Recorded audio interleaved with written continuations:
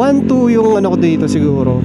Yung mga dito lang sa bahay-bahay. Pero pag biyaheng malalayo, pag tinatry mo yung top speed, recommend ko 3 to 4 siguro yan. Depende na lang sa preference nyo.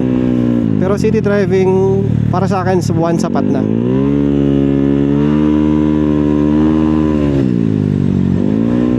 Hanggang 16 ata yung adjustment nito. Pag 16 parang di mo na mataturn, sobrang tigas na. Hindi ko din alam bakit hanggang 16. Sino kayang gumagamit ng mga ganon. Malamang nakita nyo na tong itsura ng stabilizer natin sa mga short clips na ina-upload ko. So hindi siya plug and play. Bibili kayo ng stabilizer with bracket. Kaso yung bracket hindi mo lahat magagamit yun. Sige, pili lang. Tapos sa bracket may mamodify ka pa. Maraming mahilig sa mga plug and play. Hindi ko naman masisisi din. Siyempre madaling ilagay kahit ikaw kaya mo. Flat yata itong sasakyan.